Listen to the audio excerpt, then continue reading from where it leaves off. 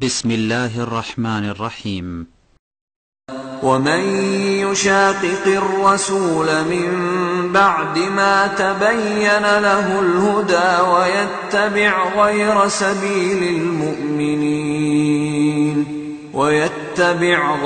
سبيل المؤمنين نوله ما تولى ونصله جهنم وساءت مصيرا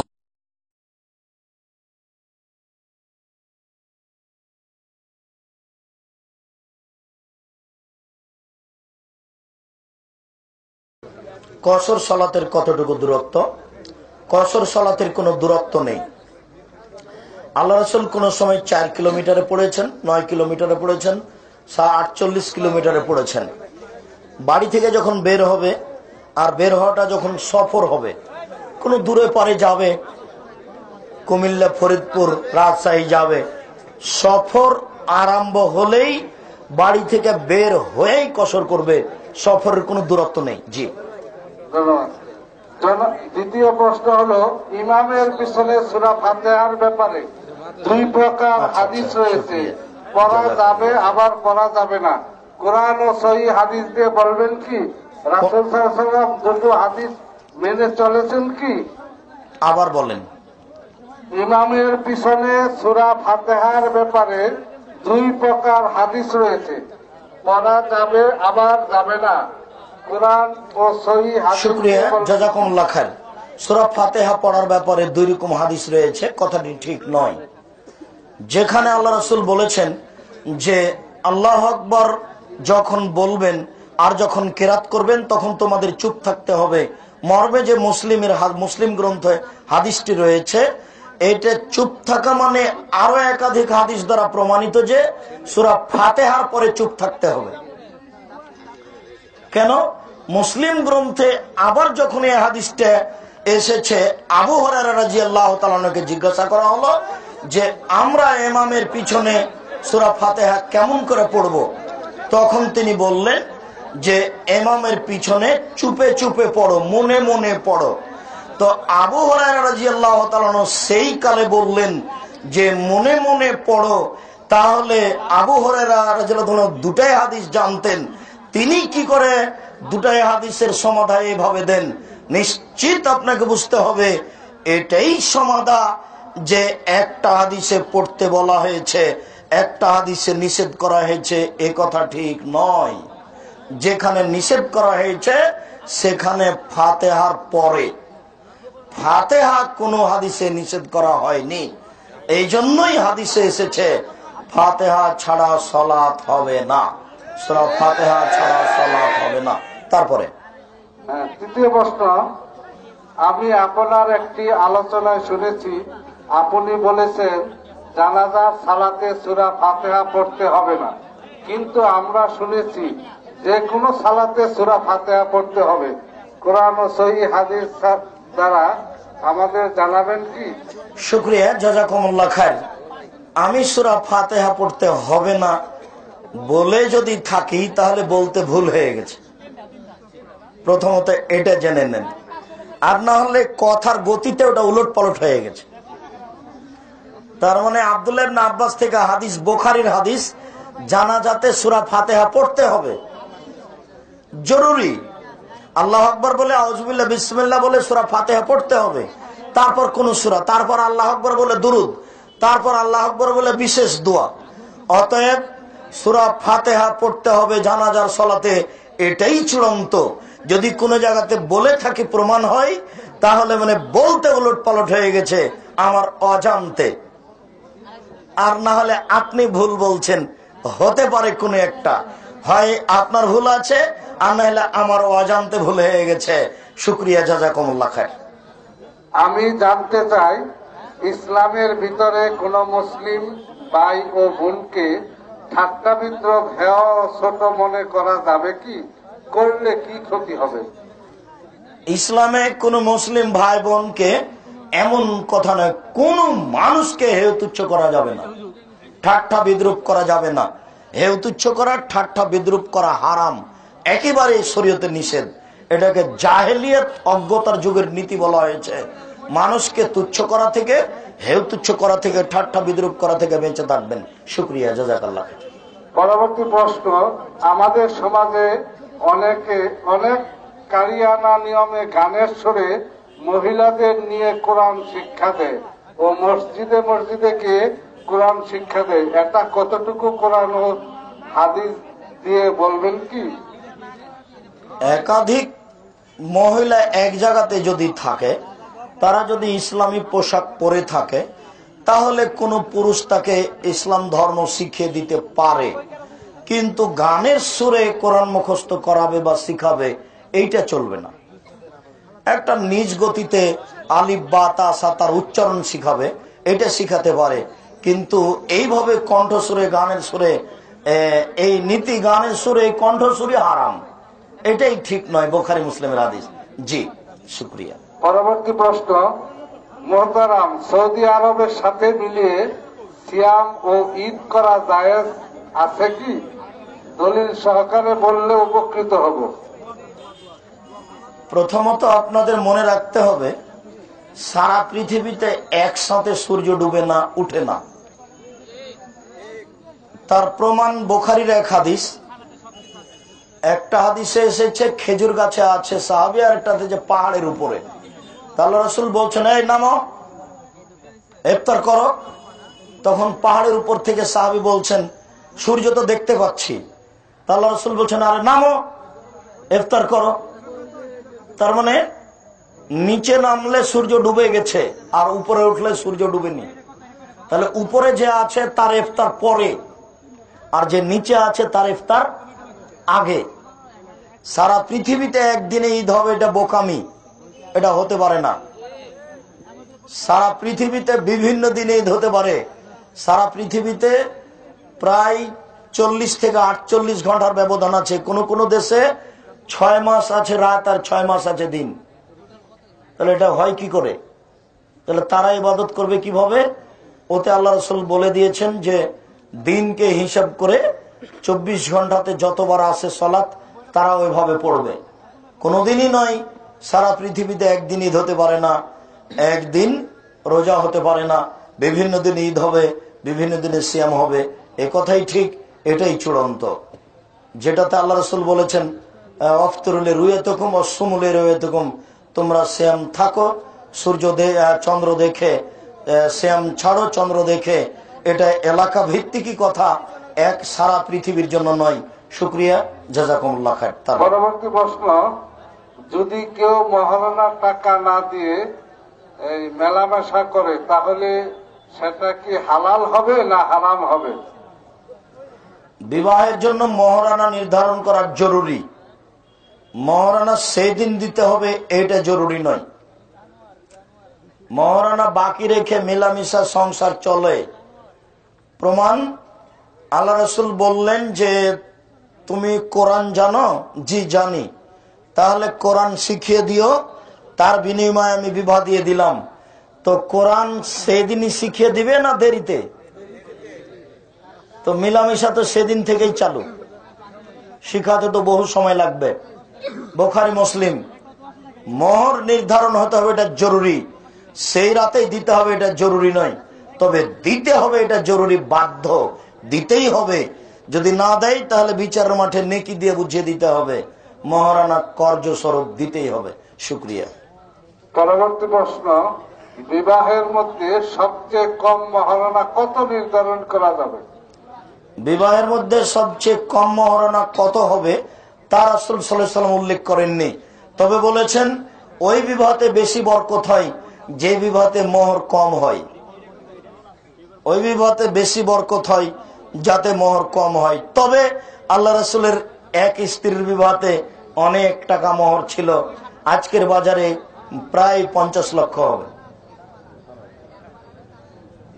অতএব মোহর নির্ধারণ হবে ছেলের অর্থের গতির উপরে, তার পিতার অর্থের গতির উপরে, এ কথাই ঠিক। তবে মোহর কম হওয়া তুলনামূলক ভালো। শুকরিয়া, জাযাকুমুল্লাহ খায়র। পরবর্তী প্রশ্ন, বিড়ি ও সিগারেটের বিজ্ঞাপন যুক্ত টি শার্টে নামাজ পড়লে নামাজ হবে কি? আবার বুঝতে পারিনি কথা। বিড়ি ও সিগারেটের বিজ্ঞাপন যুক্ত টি শার্টে নামাজ পড়লে নামাজ হবে কি? বিড়ি এবং সিগারেটের বিজ্ঞাপন, ও আচ্ছা আচ্ছা, তা হবে, তবে ওই জিনিস হারাম, ওই জিনিস না নেওয়া ভালো। ওটাকে সহযোগিতা করা হলো, অ্যাডভার্টাইজটাকে সহযোগিতা করা হলো, ওই কাজটা হারাম, এতে সলাৎ হয়ে যাবে। তো অন্যায়ের সহযোগিতা করা হলো, এই জন্য নেওয়া যাবে না। জি, অন্যায়ের সহযোগিতা করা হলো, এই জন্য নেওয়া যাবে না। পরবর্তী প্রশ্ন, কোরআন তেলাওয়াতে আছে আউযুবিল্লাহ বিসমিল্লাহ পড়তে হয়, কিন্তু বর্তমানে কিছু হুজুরদের দেখি প্রত্যেক কোরআন তেলাওয়াতের আগে ওনারা সূরা তোহার 25 থেকে 28 আয়াত পর্যন্ত এবং নিয়ম করে দুরূদ শরীফ পড়ে। সুতরাং ওস্তাদ এ বিষয়ে শরীয়তের হুকুম কি? শুকরিয়া, জাযাকুমুল্লাহ খায়ের। সূরা তাহার 25 নম্বর আয়াত পড়তে হবে, এরকম কোন বিধান রাসূল সাল্লাল্লাহু আলাইহি সাল্লাম থেকে প্রমাণিত নয়। রাসূল সাল্লাল্লাহু আলাইহি সাল্লাম জনগণের সামনে দাঁড়ালে কোরআন মাজিদ পড়তেন এবং তার ব্যাখ্যা করতেন, এটাই হলো উপদেশ।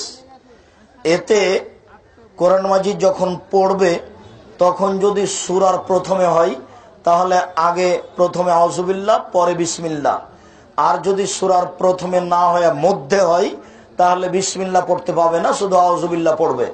জি, তোমরা তোমাদের আমলগুলো বরবাদ করে দিও না, আল্লাহ পাক এই আয়াত কোন প্রেক্ষাপটে বলেছিল? যদি সঠিক হাদিস দ্বারা জানাতেন তাহলে খুশি হতাম। আমল বরবাদ করে দিয়ে না, এইখানে আল্লাহ তাআলা এই বিষয়ে আরো বিভিন্ন জায়গাতে আল্লাহ তাআলা বলেছেন যে মানুষ আমল করে কিন্তু আমল তার নষ্ট হয়ে গেছে, সেটা ও বুঝে না। সেটা হলো এই যে মানুষ যদি আমল করে আর তার শিরক এবং বিদআত থাকে তাহলে সে আমল বরবাদ হবেই। আল্লাহ তাআলা বলেছেন তোমরা আল্লাহকে মান্য করো, রাসূলের আনুগত্য করো, তোমাদের আমল বরবাদ করো না, বাতিল করো না। শিরক বিদআত থাকলে আমল বরবাদ হয়, তাই আল্লাহ তাআলা ওখানে সতর্ক করেছেন। বেতরের নামাজ এর দোয়া কুনুত পড়ার সঠিক নিয়ম কি? হাত বেঁধে নাকি মোনাজাত ধরে? এই বিষয়টি একটি গুরুত্বপূর্ণ বিষয়। মানুষ ভুল বুঝে, মানুষ বুঝতেই পারছে না বেতের বিষয়টি কেমন। প্রথমে একটা কথা মনে রাখবেন, বেতের পড়লেই কুনুত পড়তে হবে এই কথাটা ঠিক নয়, এইটা আগে ঠিক করে নেন। মানে বেতের পড়লেই কুনুত পড়তে হবে এই কথাটা ঠিক নয়। কেউ যদি কোনোদিন দোয়ায়ে কুনুত পড়তে চাহে তাহলে ভিতরে পড়তে হবে, এটা হলো শরীয়ত। কেউ যদি কোনোদিন দোয়ায়ে কুনুত পড়তে চাহে তাহলে কোথায় পড়বে? ভিতরে সালাতে পড়বে, এটা হলো শরীয়ত। কেউ যদি কোনোদিন দোয়ায়ে কুনুত পড়তে চাহে, আল্লাহ রাসূল রমজান ছাড়া দোয়ায়ে কুনুত পড়তেন না, কোনোদিন পড়েননি। আর সাহাবীগণ মাঝে মধ্যে এমনি টাইমে পড়তেন। আগে এইটা স্পষ্ট করে নেন, আগে জেনে নেন যে প্রতিদিন দোয়ায়ে কুনুত পড়তে হবে না। এরপরে বলেন যে রুকুর আগে পড়বো না পরে পড়বো। রুকুর আগে হাত বাঁধা অবস্থায় পড়ে নেন, তবে আল্লাহুম্মা নাস্তাইনুকা ওয়া নাস্তাগফিরুকা এটা নয়, এটা দোয়ায়ে কুনুত না, এটা কুনুতে রাত নাজেলা। দোয়ায়ে কুনুত হচ্ছে আল্লাহ মাহদিনি ফিমান হাদাইতা ওয়া আফিনি ফিমান আফাইতা ওয়া তাওয়াল্লানি ফিমান তাওয়াল্লাইতা, এইটা হলো দোয়ায়ে কুনুত। এটা পড়বেন হাত বেঁধেই, এটাই হলো বুখারী মুসলিমের হাদিস। তবে আবু দাউদ নাসাই তিরমিজিতে আছে সাহাবীগণ রুকু থেকে উঠেও পড়তেন। তো রুকু থেকে উঠেও পড়তে পারেন, রুকু থেকে উঠে দোয়াটা পড়ে চলে যাবেন। তো রুকু থেকে উঠে পড়লে হাত উঠাতে পারেন, রুকু থেকে উঠে পড়লে হাত উঠাবেন, আর রুকুর আগেই পড়লে হাত বাঁধাই থাকবে। যখন দোয়াটা পড়া হবে তখন হাতটা ছেড়ে দিয়ে সিজদায় চলে যাবেন। রুকুর আগে বাঁধার জন্য কি আবার তাকবীর দিতে হবে? রুকুর আগে বাঁধার জন্য তাকবীর দিতে হবে না, কেরাত শেষ হয়ে গেলে দোয়াটা পড়ে নিতে হবে, দোয়া পড়ে রুকুতে চলে যেতে হবে। দোয়া শেষ হলে মুখ মাসা করতে হবে না, মুখ মুছে নিতে হবে না, তারপরে। পরবর্তী প্রশ্ন, রাসূল সাল্লাল্লাহু আলাইহি ওয়াসাল্লাম মাটির তৈরি না নূরের তৈরি, দয়া করে বলবেন কি? রাসূল সাল্লাল্লাহু আলাইহি সাল্লামের নূরের তৈরি মর্মে একটি হাদিস মানুষের সামনে পেশ করা হয়। হাদিসটি জাল, মানুষের বানানো। এদেশের মাটিতে প্রায় 3 লক্ষ জাল জয়ীফ হাদিস আছে, তার মধ্যে এ হাদিস একটি মানুষের বানানো মওজুদ জাল হাদিস। সাবধান থাকবেন। মুহাম্মদ সাল্লাল্লাহু আলাইহি সাল্লাম মাটির তৈরি, এ কথাই ঠিক। আমি আপনাকে একটা সহজ পদ্ধতিতে দলিল দিই। সেটা হলো এই, প্রথমে বলছিলাম সূচনাতে এক জায়গাতে যে আল্লাহর নবী যখন প্রথম আকাশের উপরে গেলেন তখন আদম আলাইহিস সালাম, জিবরাইল আলাইহিস সালাম আমাদের নবীকে বললেন যে ইনি আপনার বাপ, আপনি তাকে সালাম দেন। তো আদম আলাইহিস সালাম আমাদের নবীর পিতা, তাই কি না? তো আদম আলাইহিস সালাম যদি আমাদের নবীর পিতা হন, তো আদম আলাইহিস সালাম মাটির তৈরি না নূরের তৈরি? তো বাপ হবেন মাটির তৈরি, বেটা হবেন নূরের তৈরি, এ কোন বোকামি কথা? এক।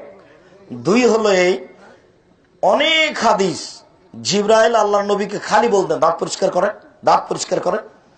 আল্লাহ রাসূল বলছেন বাপরে বাপ, জিবরাইল এতই বলা বলছেন দাঁত পরিষ্কার করতে, তাতে মনে হচ্ছে যে দাঁতের সামনের দিক ছিলাই ফেলি নাকি।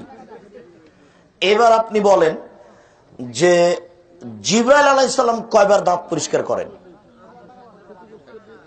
তো উনি কেন করেন না? উনিও নূরের তৈরি, আমাদের নবীও নূরের তৈরি। তো নূরের তৈরি দুইজনই, তো একজন দাঁত পরিষ্কার করেন আর একজন করেন না, এটা হয়? তাহলে ভুল হয়েছে। জিবরাইল আলাইহিস সালাম নূরের তৈরি, আমাদের নবী নূরের তৈরি নন। আমাদের নবী মাটির তৈরি, মানবিক মুখে গন্ধ আছে, এই জন্য জিবরাইল এসে বলতেন দাঁত পরিষ্কার করেন, দাঁত পরিষ্কার করেন। তার মানে আমাদের নবী মাটির তৈরি, মুখে মানবিক গন্ধ আছে, উনি হচ্ছেন নূরের তৈরি। এই ছেলে বলো, জিবরাইল আলাইহিস সালাম কয়বার দাঁত পরিষ্কার করেন? তো করেন না কেন? আমাদের নবী কেন করবেন? আমাদের নবী নূরের তৈরি, উনিও নূরের তৈরি, তো আমাদের নবীকে করা লাগবে কেন? অতএব তোমার হুজুর মিথ্যা কথা বলেছেন, আমাদের নবী নূরের তৈরি নন, আমাদের নবী হচ্ছেন মাটির তৈরি, এই জন্য মুখে মানবিক গন্ধ আছে। এই জন্য জিবরাইল আলাইহিস সালাম আমাদের নবীকে বলেন যে আপনি দাঁত পরিষ্কার করেন। জাযাকুমুল্লাহ খায়ের। তারপর পরবর্তী প্রশ্ন, জাকির নায়েকের লেকচার কাটিং করে অপপ্রচার করা হচ্ছে, আহলে হক মিডিয়ার মাধ্যমে এ সম্পর্কে জানতে চাই। নাম দিয়েছে আহলে হক মিডিয়া, নাউজুবিল্লাহ মিন যালিক। মানুষ যদি দুনিয়াতে প্রতারক হিসেবে দেখতে চায়, তাহলে এই মানুষগুলিকে দেখতে পারবে যে প্রতারক কাকে বলে। আর এদের যে বিচারের মাঠে কি বিচার হবে, আল্লাহ সামাদ। আল্লাহ এদেরকে এত নিম্নমানের করে সৃষ্টি করেছেন, ওদের ভাগ্য। কিভাবে যেইটুকু কথাতে মানুষটাকে অপমান করতে পারবে সেইটুকু কথা ধরেছে, আগে পিছে ধরেনি। আমি বললাম যে মানুষের পেশাব ভয়াবহ, মানুষের পেশাব এক ফোঁটা অর্ধ ফোঁটা একটু যদি গায়ে কাপড়ে ছিটে পড়ে যায় তাহলে আর সালাত হবে না। আপনারা মানুষের পেশাব থেকে সাবধান থাকুন। গাভীর পেশাব এমন নয়, এক বালতি পেশাবে যদি কাপড় ভিজিয়ে সালাত আদায় করেন তবুও হবে, কেননা গাভীর পেশাব হারাম নয়। মানুষের পেশাব থেকে সাবধান থাকুন, ওই কথাটুকু রেখেছে, বাগে আগে পিছে রাখেনি। তাই বলেন এ কত বড় প্রতারক। আহলে হক মিডিয়া, আহলে হক জাতির সামনে তুমি দেখাচ্ছ, বিচার একদিন হবেই। সেই দিন তোমার প্রতারণা ধরা পড়বে, তোমার নাম রাখাতে লজ্জা করা উচিত। প্রতারক, একদিন তোমার বিচার হবেই। প্রতারক, তুমি সাবধান থাকো। মানুষকে এইভাবে জাতির সামনে অপমান করা, খাটো করা ঠিক নয়।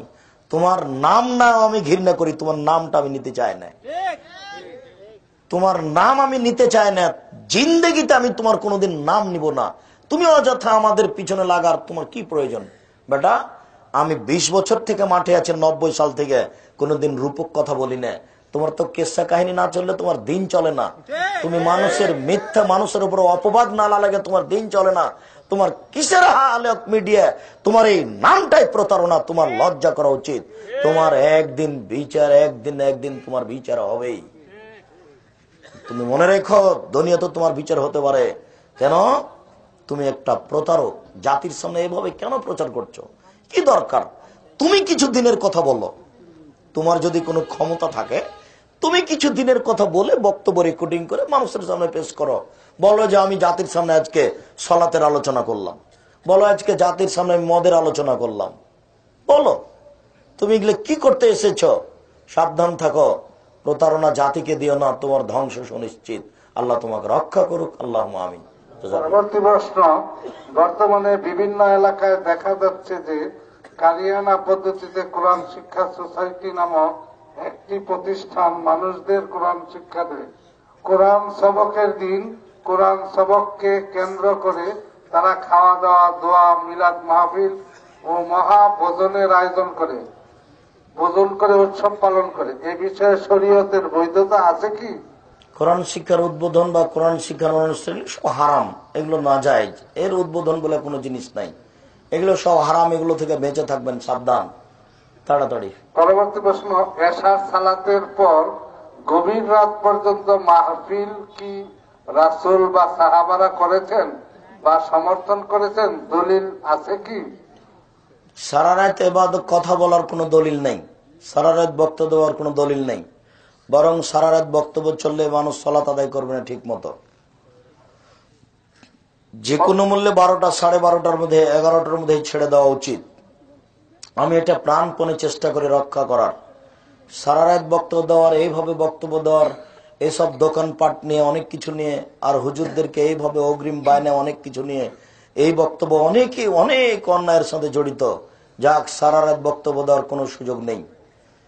তবে আল্লাহ রাসূল এশার পরে কথা বলতেন, মাগরিবের পরে কথা বলতেন। আল্লাহ রাসূল এশার সলাতের পরে সাহাবীদের সাথে প্রয়োজনীয় কথা বলতেন, রাতে স্ত্রীর সাথে কথা বলতেন, মর্মে দিন ধর্মের কথা এশারাতের পরেও বলতে পারে। সারা রাতের কোনো সুযোগ নেই। শুকরিয়া, জাযাকুমুল্লাহ। পরবর্তী প্রশ্ন, ইবলিস শয়তান একজন, কিন্তু তার ছেলে ফেলা আছে অনেক। এখন আমার প্রশ্ন হলো, আজাজিল ফেরেশতা আল্লাহর আদেশ অমান্য করার কারণে তাকে ইবলিস শয়তান বানিয়ে দিলেন, তাহলে তার ছেলে পেলে আসল কোথা থেকে? ইবলিস কি বিয়ে করেছিল? না, জিজ্ঞাসাটা ওর বুঝে করা হয়েছে আর কি। ও জিজ্ঞাসাটা হলো এই যে ইবলিসের পরিচয় কি আর আদমের পরিচয় কি, আমাদের পরিচয় কি। আমাদের পিতা হলো আদম, আমরা হচ্ছে আদম সন্তান, আর জিন হচ্ছে ইবলিস সন্তান। জিনকে সৃষ্টি করা হয়েছে ইবলিস থেকে। ইবলিস হচ্ছে জিনের পিতা, আবুল জিন্নে। ইবলিস হচ্ছে জিনের পিতা। তো আদম আলাইসাল্লাম হলেন মানুষের পিতা। তো আদম আলাইসাল্লাম থেকে মানুষ সৃষ্টি করা হয়েছে, আর ইবলিস থেকে জিন সৃষ্টি করা হয়েছে। তবে যে সময়তে আল্লাহ আদমকে ফেরেশতাকে সিজদা করতে বলেছিলেন, ওই সময়তে ইবলিসও ফেরেশতাদের মধ্যে ছিল। আজাজিল ফেরেশতা নয়, শুধু আজাজিল। ইবলিসের আর একটা নাম হলো আজাজিল, ওটা ফার্সি ভাষা। তো ওকে আজাজিল ফেরেশতা বলতে হবে না। ফেরেশতা হচ্ছে নূরের তৈরি, আর জিন হচ্ছে আগুনের তৈরি, আর মানুষ হচ্ছে মাটির তৈরি। ফেরেশতা হচ্ছেন নূরের তৈরি, মানুষ হচ্ছে মাটির তৈরি, জিন হচ্ছে আগুনের তৈরি। এর তৈরিগত পদার্থ ভিন্ন। তো যখন আল্লাহ ফেরেশতাকে সিজদা করতে বললেন, তখন এই আগুনের তৈরি ইবলিস ওখানেই ছিল। ও এইটা নাকচ করলো। এই জন্য এই জাতি এভাবে এসেছে, ওই জাতি ওভাবে এসেছে। জি, আমাদেরকে বুঝতে হবে যে জিন জাতি ইবলিস থেকে এসেছে। ইবলিস হচ্ছে জিনের পিতা, অতএব শয়তান ইবলিস থেকে এসেছে। যত জিন খারাপ তত শয়তানের অনুসারী, ইবলিসের অনুসারী। আর ইবলিস যেহেতু একক নেতা, প্রত্যেক দিন সকালে তার 4টা আটলান্টিক মহাসাগরের উপরে রেখে সারা পৃথিবীর বদ জিনকে ডেকে পাপ করাতে লাগায়। আর একক ক্ষমতা চিরদিনই শক্তিশালী। কিয়ামত পর্যন্ত একজনের ক্ষমতা চলবে জিন জাতির উপরে, তার নাম কি? ইবলিস। এই কারণে ও মানুষকে বেশি বিপাকে ফেলতে বলছে।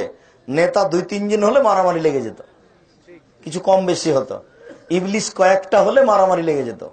কিয়ামত পর্যন্ত একজনের কমান্ডে চলবে জিন, যার নাম হলো ইবলিস, যার জন্য তারা সফল আজকে মানুষ, আমরা পাপি আজকে। জি, তারপর পরবর্তী প্রশ্ন, গ্রাম অঞ্চলে মসজিদে খুতবা দেয় মাইক ছাড়া, অর্থাৎ মসজিদের বাইরে কোনো আওয়াজ হয় না, আর শহরের মসজিদে মাইকে খুতবা দিয়ে আওয়াজ বের করে দেয়, এ ব্যাপারে কিছু বলবেন কি? আজান দিতে হবে যেন বাইরের শব্দ যায়, এই জন্যই, ভিতরের তো প্রয়োজন নেই, বাইরের শব্দ যায় এই উদ্দেশ্যে আজান দিতে হবে, পদক্ষেপ ভাবে নিতে হবে। শুক্রিয়া। তারপরে সর্বশেষ প্রশ্ন হলো যে আজকের এই ওয়াজ মাহফিলে দুইটা হাদিস বলা হয়েছে যে পুরুষের নাভির নিচে হাত বাঁধার দলিল আছে এবং মহিলার বুকের উপরে হাত বাঁধবে, এই ব্যাপারে কোরআন সুন্নাহ মোতাবেক কি হবে সে দলিল চাই। মহিলাদেরকে বুকে হাত বাঁধতে হবে মর্মে কথাটি একবারে নগদ মিথ্যে। মুসলমানকে বুকে হাত বাঁধতে হবে পুরুষ নারী সবাই, তার প্রমাণে 4টি সহিহ হাদিস আছে। নাভির নিচে হাত বাঁধতে হবে তার প্রমাণে 3টি হাদিস আছে, জয়ীফ, 3টে জয়ীফ, আবু দাউদে আছে। আর এই সিদ্ধান্ত আমার কাছে নিতে হবে না, কালকে বাংলা আবু দাউদ খুলবেন, দিয়ে হাদিস 3টে বের করার পরে নিচে আবু দাউদের একটা ইমাম আবু দাউদের সিদ্ধান্ত দেওয়া আছে, দেখেন অনুবাদ করা আছে। ইমাম আবু দাউদ বলেন এ মর্মে হাদিসগুলি অগ্রহণীয়, নাভির নিচে হাত বাঁধার হাদিসগুলি গ্রহণীয় নয়, শক্তিশালী নয়, এটা ইমাম আবু দাউদের সিদ্ধান্ত। আপনার হুজুরের সিদ্ধান্ত নেবেন কেন? গ্রন্থকারের সিদ্ধান্ত আছে, সেখানে নেন। বুকের উপরে হাত বাঁধতে হবে প্রমাণে 4টি সহিহ হাদিস আছে, নাভির নিচে হাত বাঁধতে হবে প্রমাণে 3টি জয়ীফ হাদিস আছে, আবু দাউদ পড়ে দেখুন। সম্মানিত উপস্থিতি, মহিলাদেরকে বুকের উপরে হাত বাঁধতে হবে পৃথকভাবে, এরকম কোন কথা দুনিয়াতে নাই, এটা একটা মিথ্যা কথা। শুক্রিয়া, জাযাকুমুল্লাহ খায়ের।